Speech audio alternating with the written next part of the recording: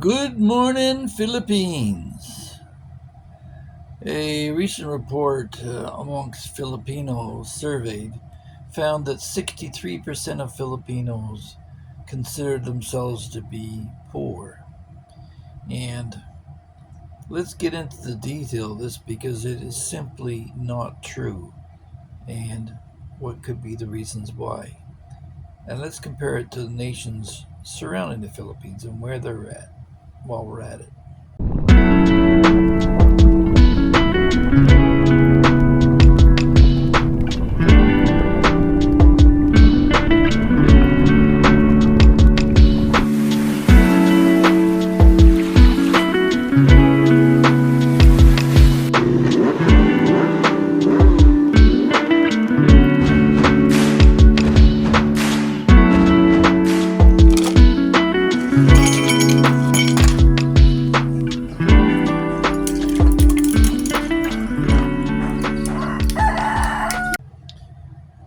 The Philippines has experienced radical growth in the last 20 years, and the middle class, in fact, has grown from uh, around 27% to around 39.1% as of 2024. Now, it was actually above that, it was almost 41% before COVID hit, and that shows the vulnerability of the Philippine middle class uh, right now, and it continues to be so. And perhaps a good example of the vulnerability of middle classes is best demonstrated by Myanmar and the turbulence there that has affected the middle class and has dropped in recent times.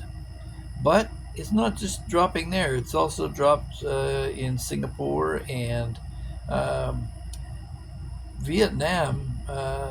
Has not experienced uh, much in the way of growth either. They actually have a smaller middle class than the Philippines.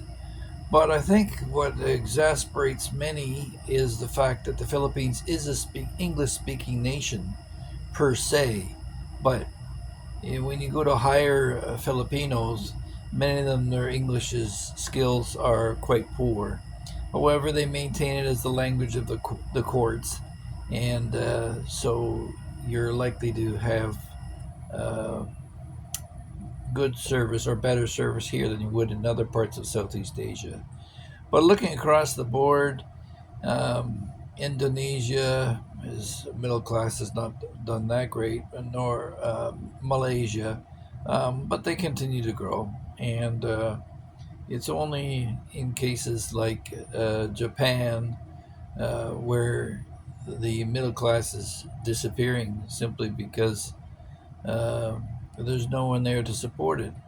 Now, when the Filipino says that they're poor, there's a perception there that they're poor because they're exposed also to all the media reports and accessible to markets and information relative to wealth in the West. So they're aware of people with jet skis and snowmobiles and four-wheel drive trucks and all the rest of it. In fact, in our middle class subdivision here, you'd be amazed at the number of four-wheel drive SUVs that are floating about here. Um, and it's not just your Ford Explorers or that type of thing, but you got Toyota and Mitsubishi. You got a lot of foreign Asian trucks that are available here as well at cheaper prices. So the Filipino is very much aware of the wealth in the West, and so looking at their own situation relative to the West, yes, of course they're going to consider themselves poor, but a upper class Filipino is considered anybody who's making over 45 to 125,000 pesos a month, which is about 1,000 to 3,000 Canadian dollars per month. So you can take 2/3 of that for American comparisons. So you don't need a whole lot to survive here in the first place, because a lot of people here have family that they live with, or land that their families own for generations, and they live on that. And they're subsistence farmers, many of them. There's a baseline there. They're certainly not going to freeze to death in a snowstorm. And it's a lot cheaper to fill your Suzuki motorcycle or Honda motorcycle with gas than a four-wheel drive. And the distances that they travel, the infrastructure here is different. Yes, they have some of the biggest shopping malls in the world, but on the other side of that is that you drive through the mountains and you'll find little shops, sari stores, barb shops, all scattered along the highway all over the place. So in many cases, people simply walk or take a bicycle, or what they call a tricycab, which is a tricycle bike that's pedaled by a driver, and they get there at minimal cost. I think a jeepney ride today I think it's risen to 10 pesos for here to go across down to Ayala Mall, or Country Mall, excuse me, and maybe double that for Ayala. So for 25 cents to 50 cents, you're getting to where you want to go. And they structure their lives accordingly. So, while I would say that there are many people who don't have a lot, there's a lot of family care. And if the family has been under attack, if there's any alcoholism or mental illness or physical disease that's a challenge, the social structure here isn't as robust as it is in the West. So it's quite easy for a family to be wiped out and start all over. So, and this is evidenced during COVID, because the middle class had risen to about 41%, and it's dropped as a result of COVID, but it'll get back up on its feet. And don't forget the Filipino people. Their lives have changed radically over the last 20 years. I would point out this recent subscriber considered them to be stuck or insular in their regard to their culture. But the changes here have been radical. When you consider there's 7,641 islands, of which 2,000 are occupied, imagine if there was just a couple of miles around each of those 2,000 islands. You're talking about 5,000 miles of highway just to go around those islands. So they're building as much infrastructure as you're getting in major continental countries like America and Canada. However, because these islands are all broken apart, they all have to be connected by bridges and ferries and all the rest of it.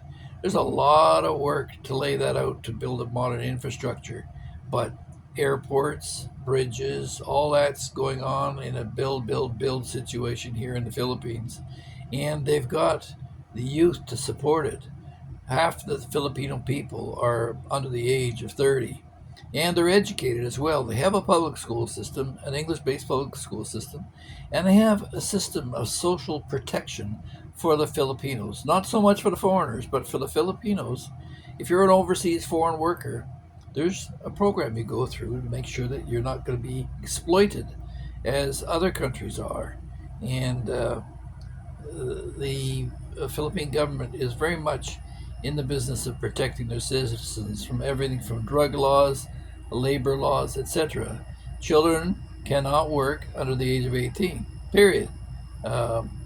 They sometimes sidetrack that by working through a family or doing some entrepreneurial things on their own, but they can't be hired by any corporation. So that protects them from their youth to focus on their studies. And there's a nationwide drive for eradicating drugs here, and that gives the kids a chance to at least keep their minds clear and get advance in their education. You don't get any of this DEI crap that goes on in North America. The women are quite happy being feminine as opposed to feminist, and I've repeatedly called that out in other videos. There's a lot that the West could learn from the Philippine culture. Instead of trying to come here and change the place, open your mind and understand just how it works. The family is of vital importance here, and an old poop like me is actually respected here and listened to. They call me Sir Philip, they look for my blessing, the waves part when I walk in the bank, they give me a special number so I can advance to the front of the line. There's all kinds of advantages of being a senior. So, no. And people say sometimes that I'm trying to pitch the Philippines. No, I'm not. It's not for everyone. And it's a nation under development. But it's exciting to see as the youth escape the poverty that's followed their parents and their grandparents and generations before them. But it's still a very vulnerable situation. But relative to the other countries surrounding them, the Philippines gives China a good run for its money. But there's certainly a lot of room for improvement, and the Filipinos are cognizant of that. And certainly, being in a position of being an English speaking nation in Asia on a major trade route with a developing infrastructure and an educated youth, and having a youth of working age is a big advantage for the Philippine country. The demographic allows for continued growth for some time to come. So, no, the Philippines is not a poor nation as many are, and it is still considered a third world, but it's definitely in better shape than some of its neighbors. And you won't hear that from a lot of places, but certainly all the all their ducks are in a row and they're set to have this nation take off in the next little while.